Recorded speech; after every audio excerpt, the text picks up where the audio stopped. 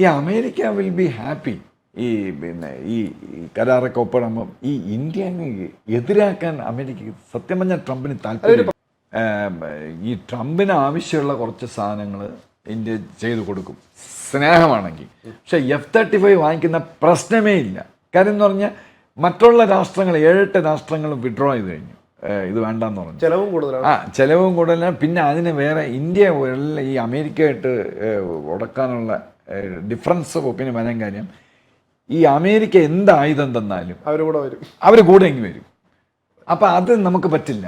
അവർ പിന്നെ ഇവിടെ വന്ന് കൺട്രോൾ ചെയ്ത് പിന്നെ അവിടെ ഈ ഗാഡ്ജറ്റ്സ് വെച്ച് നമ്മുടെ ബാക്കിയുള്ള പ്ലെയിനുകളും മറ്റേ പിന്നെ റഷ്യയുടെ വെപ്പൺസൊക്കെ ഉണ്ട് അതെല്ലാം സ്പൈ ചെയ്ത് ആ പരിപാടി പറ്റില്ല. നമുക്ക് പൂർണ്ണമായും ഇവിടെ പ്രൊഡ്യൂസ് ചെയ്യുന്ന അപ്പം അത് സംഗതി വേറെയാണ്. അത് നമ്മൾ അതിൽ നിന്നും പിന്മാറിയൊന്നുമില്ല. ട്രംപിനെ സന്തോഷിപ്പിക്കുക അതൊന്നും ചെയ്യില്ല. വേണമെങ്കിൽ ഒരു 5-6 അബ്രാം മിസൈലും 5-6 അബ്രാം ടാങ്കും നമ്മൾ വാങ്ങിച്ചെന്നിരിക്കും. അല്ലാതെ F-35 വേണ്ട, ആ സാധനം വേണ്ട. കാരണം നമുക്ക് പൂട്ടാൻ പറ്റി, നമ്മൾ ക്ലീനായിട്ട് അതിനെ താഴെ ഇറക്കി ഇവിടെ. അത് തന്നെ അത് അഴിക്കാൻ നമ്മളെല്ലാം കണ്ടതാണ്. അപ്പോൾ that is not a competent weapon എന്നാണ് നമ്മുടെ ഇന്ത്യയുടെ. ഇസ്രായേൽ വരെ മാറിക്കണം. ജപ്പാനിലും പോയി നാണം കിട്ടും. ജപ്പാനിലും പോയി.